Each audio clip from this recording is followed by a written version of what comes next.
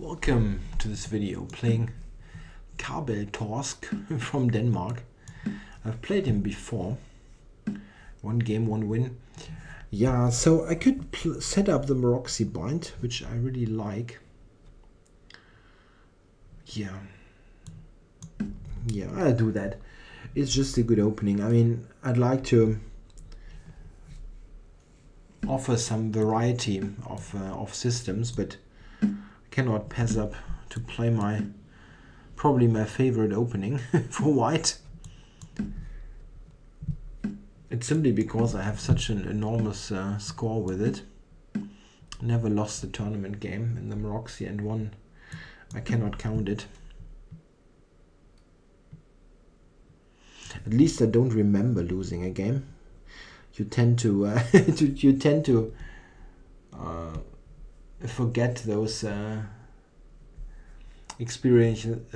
unfortunate experiences, but I really don't remember that I lost the game there. Okay, the knight c2 line here. We have here one of the main positions. One of the main positions in the opening, where the main moves are queen d2 and rook c1. Yeah, there's also f3 and so on. Knight c2 is my favorite move, simply because it keeps more pieces on the board and makes it, I think, somewhat more difficult for black to find a suitable setup when you still have all pieces on the board. Yeah, knight on c6 in particular likes to exchange itself on d4, and very often black players do that before knight c2 is being played. So here I got to the exact setup that I wanted to achieve. What black normally does here very often does is bishop e6 and knight e5. Yeah, or this, attacking the pawn. It's important in this specific line to make sure that you are very careful with the move b3, because b3 weakens the long diagonal and squares on the c file. It's a very normal move, b3, but specifically here, where you don't have played queen d2, it can be very tricky to play this normal move. Yeah, here for example, I would like to play b3, but I'm not sure that I'm really in a position to do so. The other possibility, of course, is just knight d5, which is how I normally play it. But if I do this now, there maybe is knight d5, cd5, bishop b2, yeah? Interesting.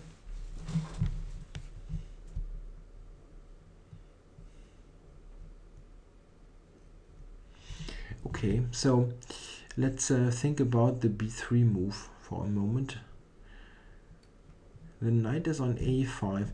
You don't want to play b3 when the knight comes to e5.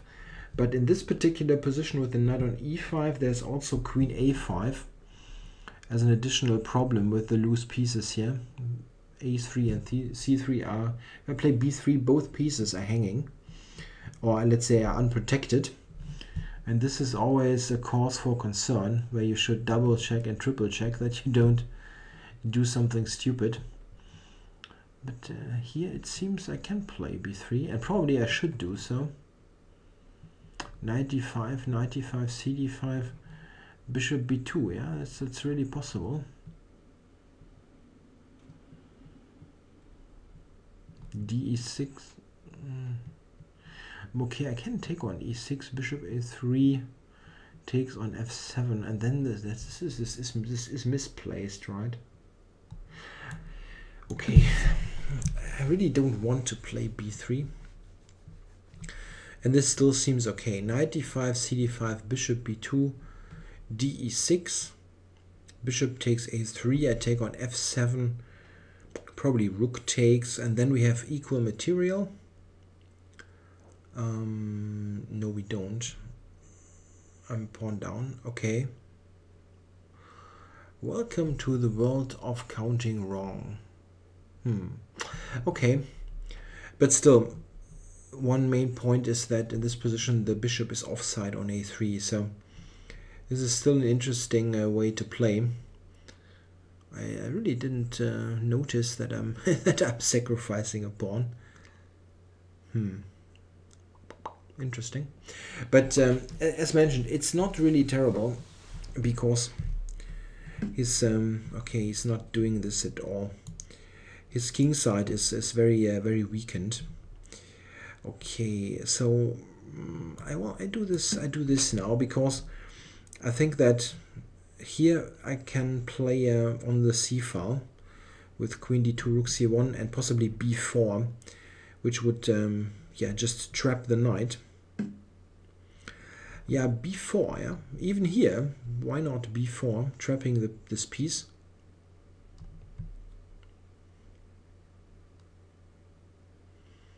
It has nowhere to go to.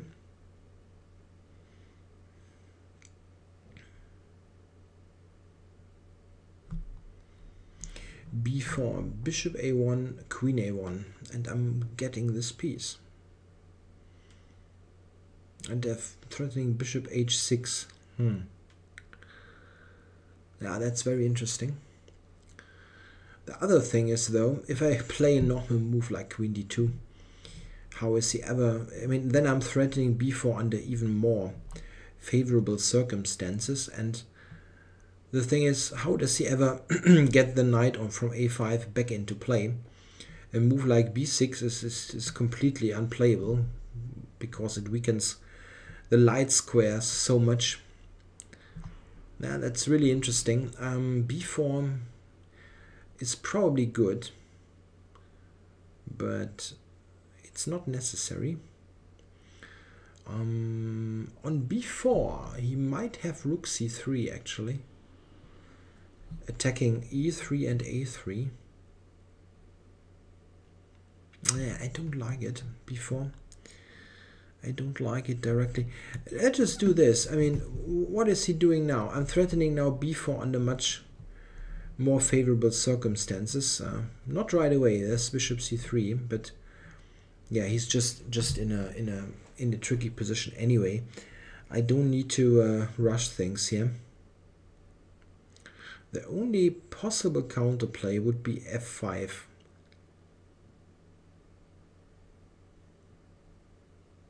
And even that is not really not much of a problem.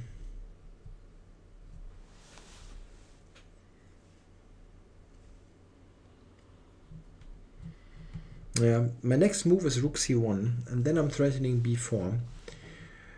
Rook a c1, I guess.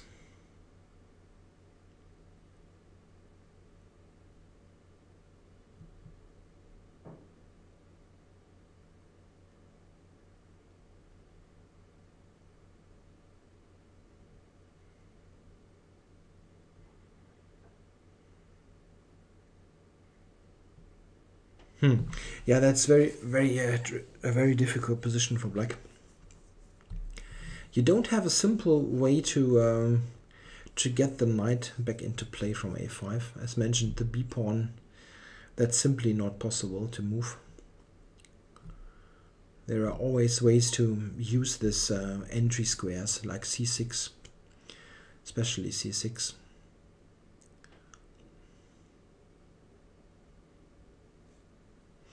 Yeah, maybe really f5. I mean, it's not a move I would trust very much, but yeah, it's already very problematic.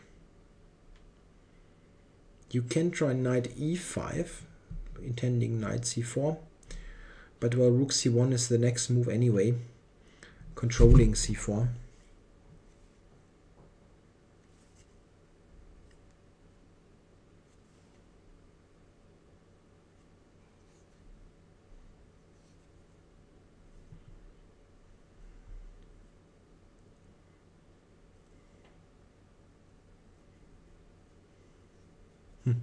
I don't really see a move here.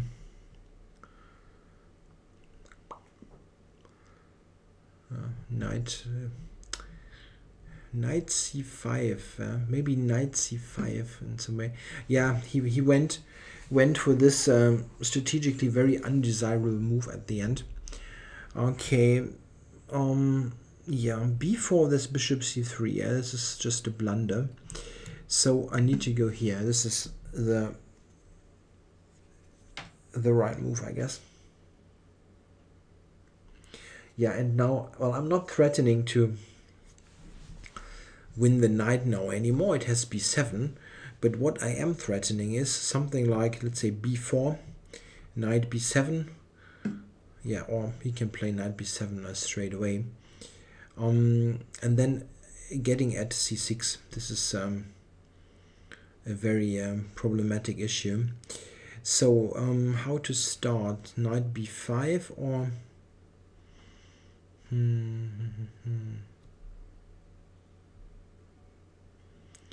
like to play this with the utmost gain of tempo. Maybe knight b5 at first, intending something like a6, rook c8, queen c8, knight a7 with a tempo, and then knight c6. Yeah, or rook takes, queen takes, rook c1. Also possible, yeah, it's also possible.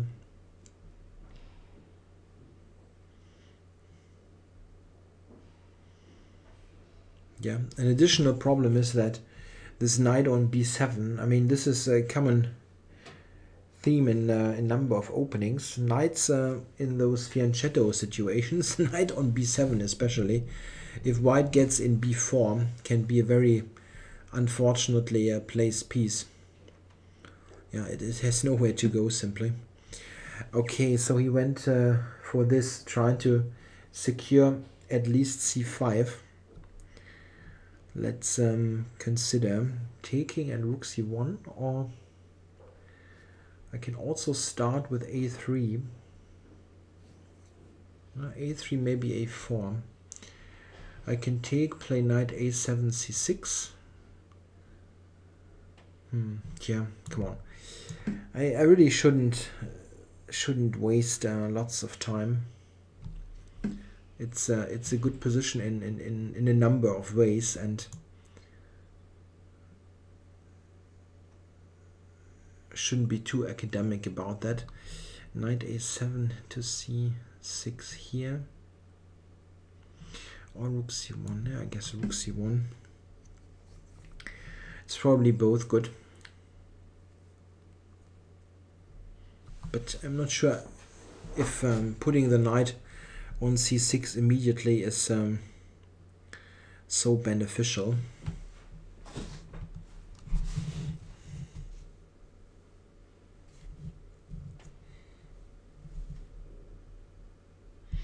Yeah, I expect knight c5 here, and after that, if I go a3, there is maybe a4. Blocking matters.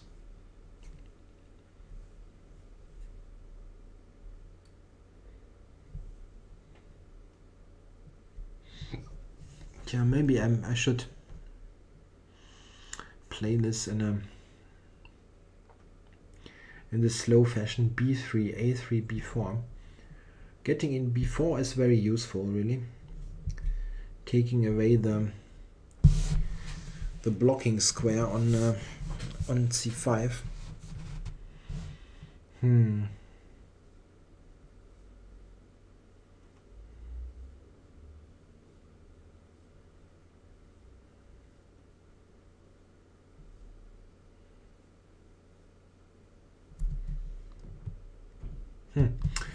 He has a hard time to decide his setup. Maybe he's also considering to move the queen and then play a quick rook c8. Certainly possible.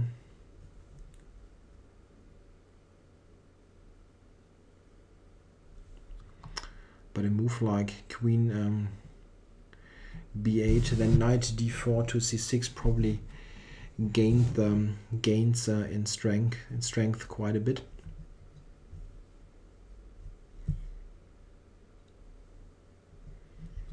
Yeah, he wins the tempo. That's really a long thing here.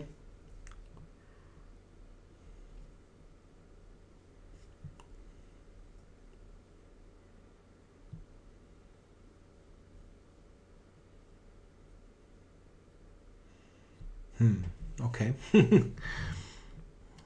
But I would probably just play a knight. Black forfeits due to disconnection. Oh, he disconnected. Tja, what to do with this game? Tja, this happens. Yeah, is it? It's a bit short, right, to upload. It had some interesting strategic features for the Maroczy bind. Yeah. Okay, let's look a bit at the moves that were played. I still want to upload it because it might be useful for players that play this opening as wide. So as mentioned, the knight c2 line here keeps pieces on the board, and he went for this type of counterplay with the knight coming here. Okay, and yeah, right here it's an interesting spot. b3 I didn't want to play. Okay, and actually it has a direct refutation with knight g4, which I didn't really appreciate. It only felt wrong to me. This maybe, yeah. Check. And queen b6 is coming. Okay, so b3 was really bad. I went here. Yeah, and now the critical line is what I mentioned in the video, the pawn grab. Knight d5, cd5, bishop b2. This is really what black should do. Quite clearly, I think. That's the way to question white's play. So I intended to take on e6. Knight b5 is another move that can be checked, but I intended to take. Bishop takes here, of course. Takes here. And yeah, I actually thought I might take, but there's also this move.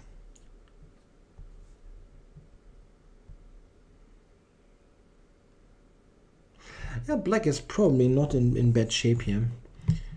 He always has some compensation for the exchange, even if he plays this, for example.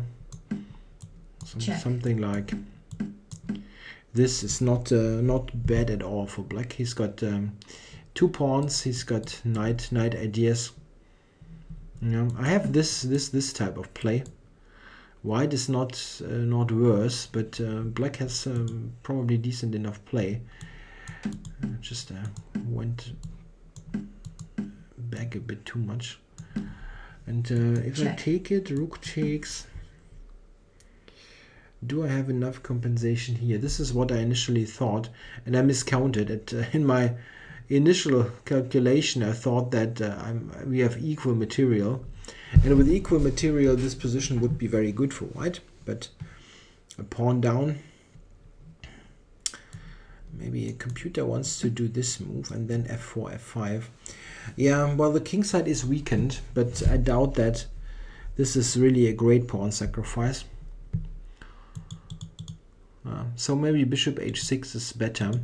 And there is this idea that the computer just suggested, knight b5. Okay, so here he probably must grab on a1. A move like this is probably just good for white, as a7 is also hanging. Yeah, okay, so he should grab, and I recapture. This is based on the fact that the bishop now only has one move, really. What about a6, just for argument's sake? Okay, I have bishop h6 to get the exchange back. Okay, so bishop d7 is probably the right move. And now, yeah, interesting. Computer plays this, and the bishops here, they control most of the c file. If you look at this, for example, the rook is trapped here. Yeah, I control all squares.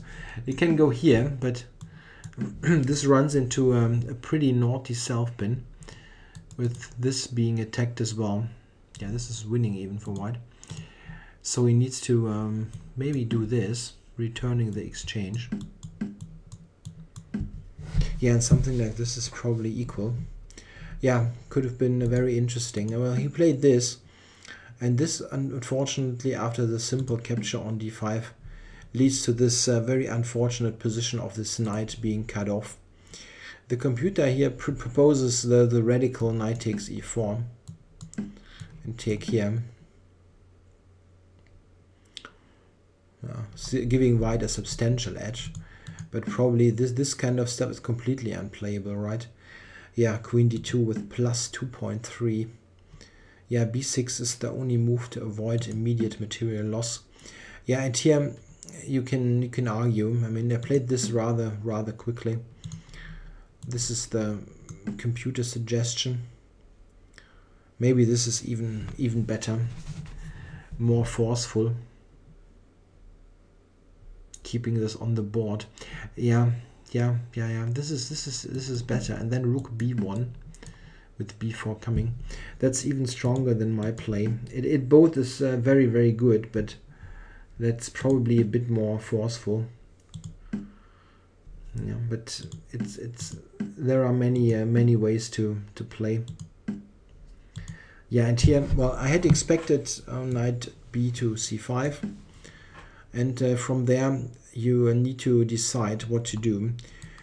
Of course, this is one idea. Yeah, the knight is nicely placed on c6, but it's not the only idea. You can also try to get this a3 b4 in. If you go a3 now, however, there is this possibility with a4 now, or a move later. You know, black can play this, for example, and now b4 is to be avoided. I don't like a3. This is a bit too direct. You can, if you want to play for this, you can do this the slow way, while not blundering knight b3, of course. And the other idea is, okay, simply to play this knight here, oh, not there, knight to c6, possibly bishop b5, invading on the light squares. The thing that he, the variation that the engine here proposed with rook b1 is better, really. This is also substantially advantageous for white, but the computer line was even a bit more convincing. All right, unfortunately disconnected, but what can you do? Thanks for watching.